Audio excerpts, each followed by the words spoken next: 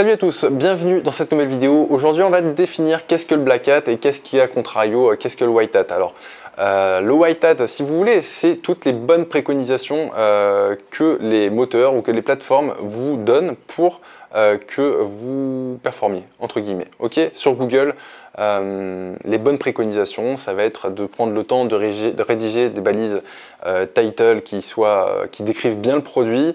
Ça va être le fait de faire des fiches produits qui vont être riches, riches en informations.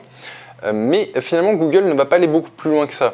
Et le Black Hat, alors on va dire le Grey Hat, c'est-à-dire l'intermédiaire, ça va être finalement d'aller étudier avant de se pencher sur le remplissage de fiches produits, d'aller identifier quels sont les mots-clés les plus intéressants à travailler pour enrichir votre fiche produit. Ça va être une méthode, on va dire grey, bon, ça reste très mainstream quand même, mais on va dire que déjà vous cherchez à vous positionner sur quelque chose qui fonctionne et donc vous perdez un petit peu en naturel, j'ai envie de dire. Vous perdez en naturel en termes de réflexion. Vous allez rédiger vos fiches produits par rapport à de l'existant, et c'est pas forcément ce que veut Google en fait. Ce que veut Google, c'est que vous rédigiez des fiches produits pour l'internaute essentiellement. Et voilà, c'est deux choses différentes. Quand vous parlez à l'internaute et quand vous parlez au robot Google, finalement, enfin, on n'a pas tout à fait, c'est pas tout à fait la même chose. C'est-à-dire que quand vous allez parler à l'internaute, vous allez plutôt être sur une dynamique de copywriting, c'est-à-dire de vente de bénéfices, alors que quand vous allez parler à Google, quand vous allez chercher à vous positionner sur Google, vous allez plutôt être sur une stratégie mots-clés, mais qui parfois, ça peut donner des textes qui ne sont pas spécialement intéressants. Bon, l'idée après, c'est d'être un petit peu entre les deux. Et voilà, une petite technique, enfin on va dire un peu intermédiaire, Grey Hat. Et pour le Black Hat, alors je vais donner un exemple, je vais donner un exemple par rapport au contenu. Pour tous ceux qui se sont essayés aux boutiques en ligne, voilà, moi je pensais essentiellement à mes abonnés, mais pour tous ceux qui se sont essayés aux boutiques en ligne et pour qui ça a marché, ou pas marché même j'ai envie de dire, le temps à passer à rédiger une fiche produit, c'est quelque chose de non négligeable, surtout quand on veut bien le faire et qu'on veut brasser un maximum de mots-clés. Finalement, c'est quelque chose sur lequel voilà, il faut investir un certain temps et une certaine réflexion. Imaginez-vous maintenant que vous puissiez de façon complètement automatique générer des milliers de textes, des milliers de contenus qui, même s'ils ne veulent pas dire grand-chose, peuvent avoir un sens pour Google. Là, on tombe clairement dans le Black Hat. Pourquoi? Parce que sur un clic, je grossis un petit peu le trait, mais sur un clic, vous pouvez générer plusieurs milliers de textes autour de votre niche. Eh bien, c'est des contenus qui ne veulent rien dire pour l'internaute, mais qui vous permettent quand même de faire du trafic issu de Google. Mais comme votre contenu ne veut rien dire, Google, ça ne lui plaît pas vraiment. Si vous voulez, ce qu'il veut Google à terme, c'est que son internaute, l'internaute, quand il fait une recherche, tombe sur une page qualitative. C'est là le business de Google, finalement, c'est de satisfaire l'internaute.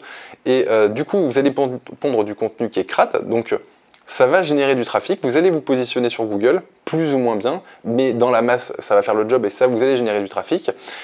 C'est une technique qui est clairement Black Hat. Pourquoi? Parce que sanctionné par Google, parce que vous ne délivrez pas la qualité attendue à l'internaute. Donc vous voyez que finalement, il y a trois strates. On peut choisir finalement d'être systématiquement un peu entre les deux, histoire d'éviter les mauvais coups. Mais voilà, je pense que je vous ai illustré qu'est-ce que c'est que le white, grey et black pour moi. Le black, bien souvent, c'est quand on risque de se prendre une patate par Google, c'est-à-dire quand on risque la pénalité, c'est qu'en règle générale, on a dépassé la ligne jaune.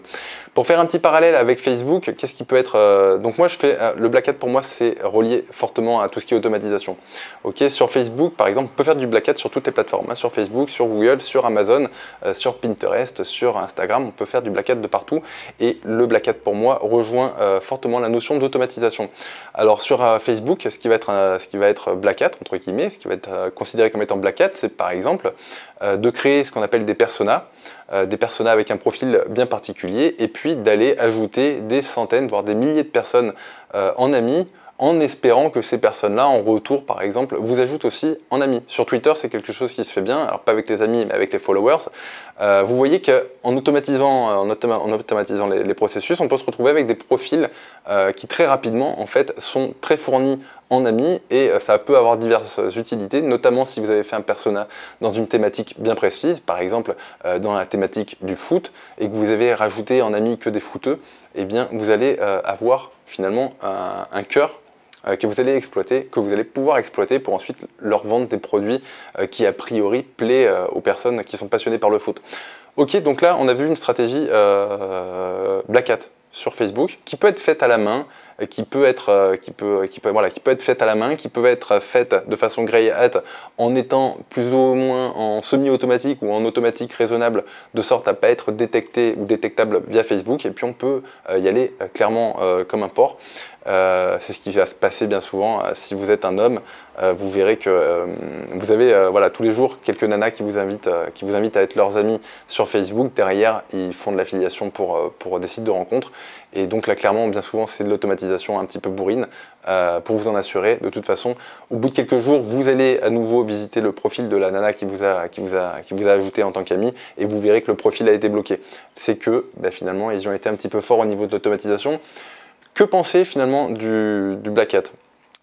Si le Black Hat ne fonctionnait pas, vous n'auriez plus de fake profil sur Facebook qui vous ajouterait en automatique. Okay, vous n'auriez que des sites qualitatifs positionnés sur Google.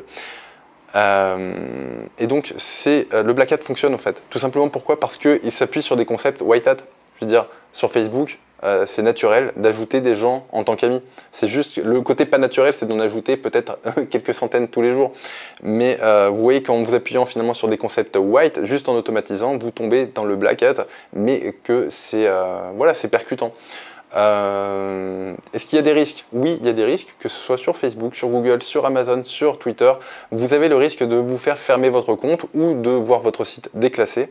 Et c'est pour ça que c'est important, si vous partez sur une stratégie Black Hat, alors c'est pas du tout ce que je préconise, mais si vous partez sur une stratégie Black Hat, il faut mettre les deux pieds dedans. C'est-à-dire qu'il faut absolument être rentable entre le moment où vous lancez votre process et le moment où votre site va tomber. Parce que votre site va tomber, où votre persona va tomber, c'est une certitude. L'important, c'est pas tant à quel moment ça tombe, c'est est-ce que vous avez eu le temps de capitaliser sur quelque chose. Sur Google, ça peut être du trafic et faire de la vente, ou pour préchauffer le pixel. Sur Facebook, ça peut être de monter une communauté et d'avoir récupéré des emails, par exemple. Enfin, l'important, c'est vraiment, est-ce que vous allez pouvoir garder quelque chose en mode long terme de ce que vous avez mis en place pour du court terme. Voilà la bonne stratégie selon moi, la stratégie saine si vous voulez faire du Black Hat. Et pour tout ce qui est grey hat, en fait, moi c'est ce que je préconise pour le coup, c'est-à-dire rester vraiment propre et puis utiliser des petites méthodes comme ça, un peu Black Hat, mais toutes gentilles, qui vont vous permettre de faire la différence très facilement, tout en vous évitant, ouais, c'est bien ça, le moindre risque aux yeux finalement des modérateurs de ces plateformes, entre guillemets, des modérateurs qui soient algorithmiques ou humains. Voilà, voilà, essayer de mêler le meilleur des deux mondes, je pense que c'est important et c'est performant surtout. Voilà, j'espère que cette vidéo vous aura plu, je vous dis à bientôt pour un prochain tuto, ciao!